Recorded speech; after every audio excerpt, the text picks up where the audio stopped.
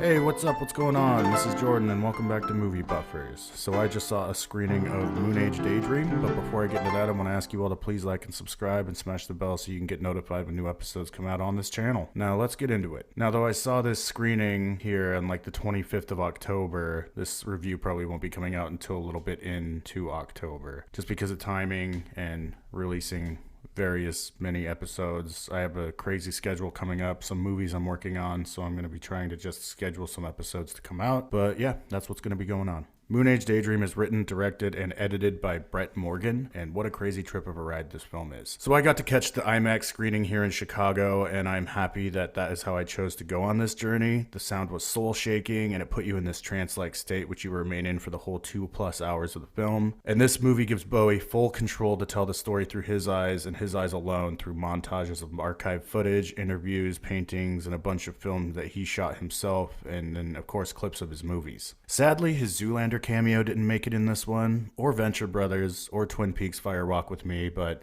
you can't cover everything, I guess. We take the journey through just about every stage of his life, yet we don't get much background or story of his childhood or anything. He barely touches on it. It sounds like it was quite boring, actually. So then he spent his whole life very much being the most opposite of boring you can be, and became a voice for many people who didn't have one at the time. Being a hero for the strange, inspired people to embrace their weird side, and was a driving force for fashion and art. He really did try it all. And you see how he could just not sit still, and he wanted to experience as much as he possibly could in one lifetime. It was really nice to see a tribute to a beloved icon that isn't a sappy dramatization or a bunch of talking heads sharing stories and getting emotional. This is just through and through David Bowie's vision. And I am a fan of Brett Morgan. I saw The Kid Stays in the Picture a very long time ago, and I could probably revisit that one, but I remember liking it. And I absolutely loved Montage of Heck, the Kurt Cobain documentary that he made for HBO. I saw a screening of that at the end of like 2014 or something, and then saw Brett speak at the Egyptian Theater in Seattle. And then naturally I was really excited when I found out he was going to be making a David Bowie documentary. And it did not disappoint. It really isn't a documentary at all. It's more of an illustration of David's thoughts and many talents. And it shows how he really did seem like a man that fell to earth. And he's trying to experience and live multiple people's lives. Brett's films are very loud, fast, and in your face. I've always admired his punk rock style of filmmaking very much. And it really helped tell a complete unique story that will shake everyone to their core. Although I don't know if all Bowie fans are going to like this, I feel like some people are fresh out of seeing Get Back and used to generic rock and roll documentaries and are probably wanting a play-by-play of Bowie's life and musical process. But honestly, this film is more about how the man thought about the world than it is about his musical process. The music was there just to kind of take us through the years of his career, and while the imagery told us the real story. I also saw that there was some imagery of A Clockwork Orange playing on the screen, and I was like, that's pretty funny, because that's exactly how the movie feels sometimes. It's like that scene where Alex has his eyes clamped open and being forced to watch horrifying images play in an attempt to cure him of his evil. Brett was also on the Mark Maron podcast, and he goes into how he got brought onto this project. I feel like this is very much more a Brett Morgan film than it is David Bowie's, but I felt that it was a brilliant glimpse into the mind of Bowie, and you could feel the frustrations just as much as the springing love for life that he had all the way to the end. I remember the day that David Bowie died.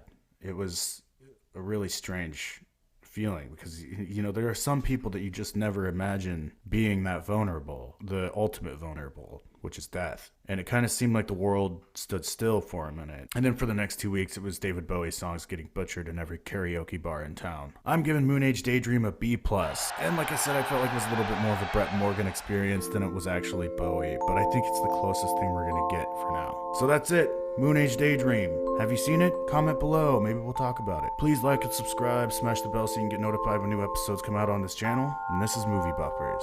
Thanks for watching.